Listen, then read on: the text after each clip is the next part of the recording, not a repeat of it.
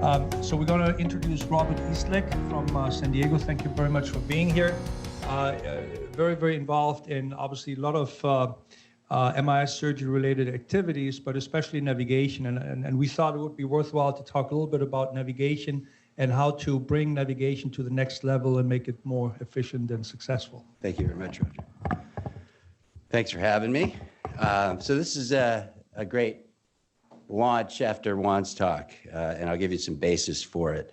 This was something that Juan, Greg, and I had talked about over the past year, not the least reason of which is because we have this exciting new technology, but not a lot of great analysis on how to implement it and where it fits in and how to use it more often. So with that, I don't have any relevant disclosures to this topic. The history of spine study groups, and of course there are many outside of that, is fairly extensive, but it really is on the heels of the issues that we have with clinical trials in general with surgery, and certainly in spine. We tend to have a limited number of subjects. None of us do thousands of surgeries each year, so there's some variability and limited numbers within our own clinical practices.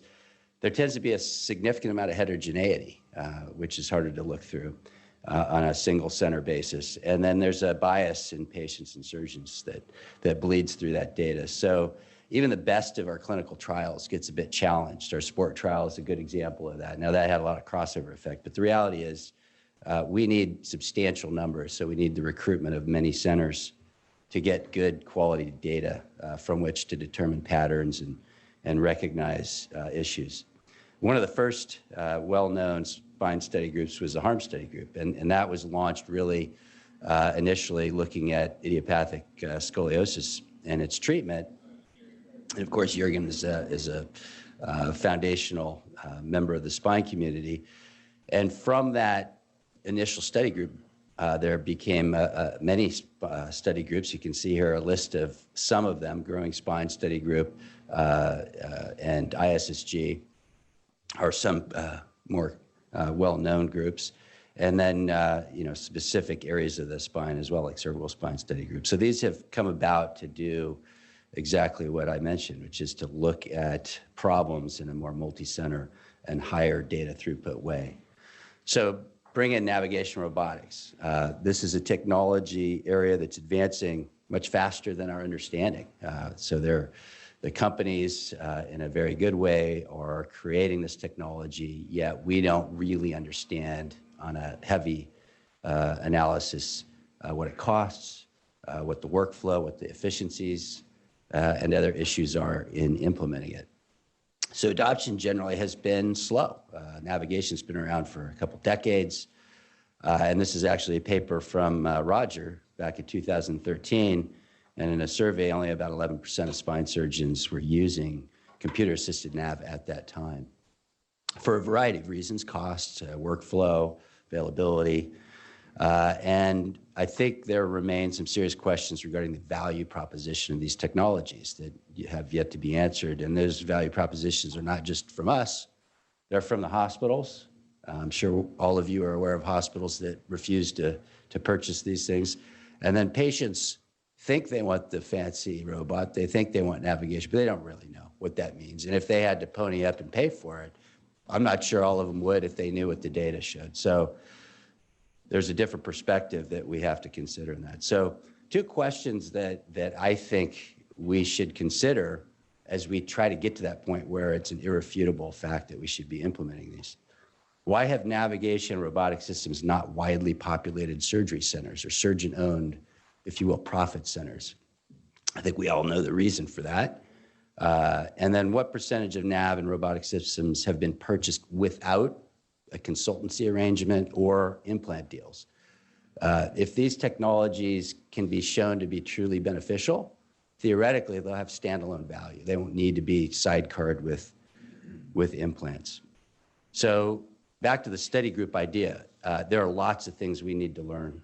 These are going to center around radiation safety. That's all dear to our hearts. Accuracy issues from our traditional techniques and how they compare to these new technologies, economic considerations, the value proposition, as I said, and then this concept of dashboarding. One of the great things that we've gotten out of study groups like GSSG or ISSG and the others is we learn from our colleagues. There are ways to implement these technologies. We learn the workflows, and we learn from one another as this data comes out. But we also learn just by getting together and say, hey, how are you doing this? How have you managed this problem? So there's a collaborative effect. One of the genesis areas of this new technology is our concern over radiation. It's a major concern for all of us doing MIS, and one of the rationales for using NAV in robotics. Projected lifetime cancer risks studies are out there. The literature's not replete with it, but you can see here there's ranges from 1.5 to 17 times the risk of cancer. This is a study that's more specific to female orthopedic surgeons, and they had an 85% increased cancer risk and up to 200 to 300% increased breast cancer risk. So there's definite concerns with this. And it's good to just reflect on what sort of typical doses are, what occupational limits are. You can see an annual nuclear worker dose limit's about 5,000 millirems, but a whole body CT is only 1,000. And I want you to keep that number in mind as we go into this study that I'm about to show you that gives some foundation to a study group like this. So this was an analysis that Jake Godzik started putting together, and he's a fellow of ours from BNI, so collaborates on this research with Juan as well. And we wanted to look at the radiation burden doing MIS deformity. If you have not done one of those cases with just fluoroscopy, it tends to be a significant burn. So we looked at mainly the deformity patients at this point. This is a combined site analysis, and we looked at the magnitudes of the deformity and things like DEXA and BMI to correlate. But the bottom line was, as you can see here, we were really looking at the emission, not necessarily the received radiation, and compared it to ALARA, which is as low as reasonably achievable. We had 52 patients between the two, and the deformities weren't grave. They're sort of in the standard mid-range of MIS deformities, but averaged 5 levels, and 40% of them were revision cases. But this is just a good look at the range that we would see. So here's a range between 29 milligray and over 1,000 milligray for one of these cases. That was clearly Juan's case. He's probably still glowing from that one. But just to give you some clarity on what that compares like, a chest CT is only 90 milligray. So that one case was 10 times a typical chest CT. And then if you compare those numbers to the occupational limits of 150 millisieverts up to 500, depending on the part of the body, that's a lot of radiation from one case. So if you're doing MIS deformity with fluoro, it's something to be concerned about. Accuracy concerns are out there, of course, in open and fluoroscopic guided, but the numbers are all over the place. And so part of the value of a study group is to figure out variance in that arena, in the baseline arena, including complications, and then compare it with these new technologies. Advancing robotic systems are improving. This is a list of some of them. And then look at the cost effectiveness. We have major assumptions in some of these older papers, including this one that looked at improvement with robotic systems, and they had less infection risk with robotics. Unclear why that would be. No fixation revision rate with robotics. That defies logic, and certainly our experience revising patients that have had robotics use, and a fairly limited dollar per minute time. So that tends to go on in the literature where there's these assumptions made, or as in this paper, an infection rate that was 10% in the open group, which is significantly higher than what we've seen certainly in the ISSG, and even 2.7% in robotics. So we have to get better data from which to make decisions. Ultimately, we are going to have to factor in radiation exposure to this, including looking at technologies that drop the burden of radiation. Examples would be less ray. Control rad's a new technology add on to fluoroscopy that allows us to diminish radiation emission by 80 to 90%. So maybe we can do standard fluoroscopic guided surgeries with far less radiation and not have to worry about that issue anyway. So factors to study in the group would be things like protective mechanisms. How does our behavior in the operating room affect our actual reception of the radiation versus the emission? Define the occupational risks a bit more. Wearing lead, for instance, day in, day out is not the greatest thing. Could be an occupational hazard not yet evaluated. Surgeon variance with all of these new technologies and the old techniques, and looking at efficiency, accuracy, and the cost involved in applying them. So the opportunities are out there to look at many things that will make us all better. And in conclusion, we really need a robotics type of study group, multi-center, so we can collaborate and learn from one another to provide for better data in a prospective fashion, not a retrospective, limited manner. Align the needs of clinicians and industry so we can answer the right questions together.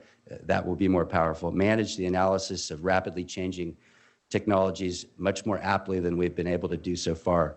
Do comparative analyses across technologies with far greater ease, and then guide the evolution of the technology application in a much more responsible manner than we've been able to achieve thus far. Thank you very much.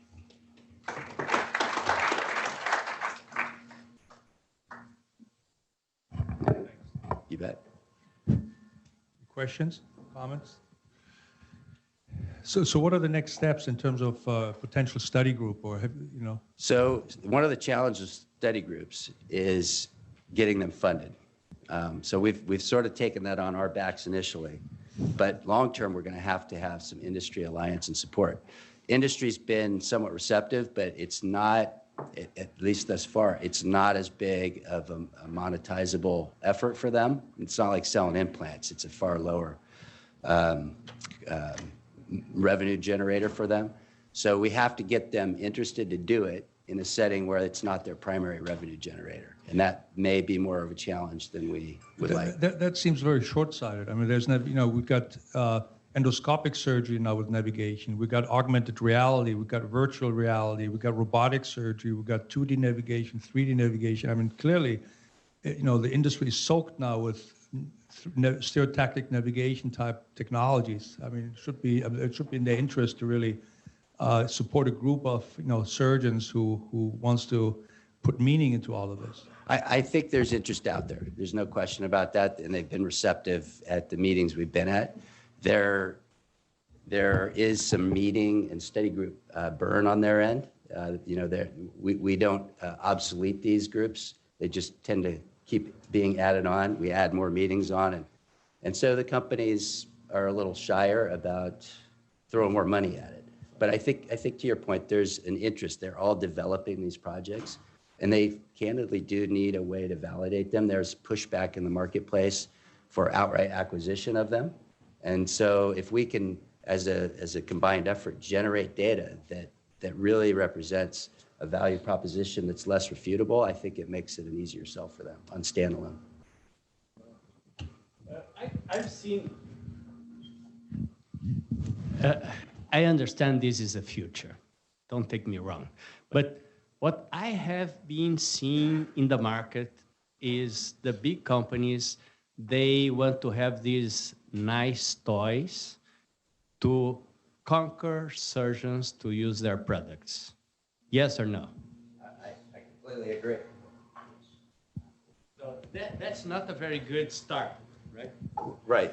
I completely agree with that current paradigm. However, I think there's promise in the technology, and as we, particularly and more so with robotics than nav, as the technology advances to the point where it's more augmentative to our workflow, so it's a value add, it actually helps us become more efficient, regardless of accuracy and radiation safety. I think that there becomes a value there that allows them to sell it, and we'll be interested in getting it because it makes us better and faster. Sorry, just a question. Obviously, there are a lot of barriers, and more studies are needed to convince people. But You know, for neurosurgeons, craniotomies used to be done without navigation for decades, and now it's standard of care. Why do we think spine is so different when it comes to that? I mean, it makes surgery so much better. I think there's some refutation that it actually makes us better. It often makes us slower. We never needed those studies for the craniotomies to become standard of care when it comes to this. Well, that may be true, but that's in spine. I think you have leaders in the field who are excellent surgeons, and it doesn't necessarily make them better in terms of accuracy, safety, and then revisions, things like that. Those are still matters of debate. We need to make that less debatable and have clear data, meaning we need to define ranges too. I think it's unfair for Larry Lanke, or the best of the deformity surgeons as an example, to say, I don't have issues with placement of screws. Well, the world's not populated with Larry Lankes. There's a bunch of spine surgeons out in the community that can actually be better and do better surgery more safely with robotics or nav in their hands. So we need to define the variance a little bit so we understand, okay, maybe for a certain small group of surgeons, it doesn't value add in that category, but on blend, it's a huge value to our health system in general. So it's a different perspective, but that's the way I'd look at it.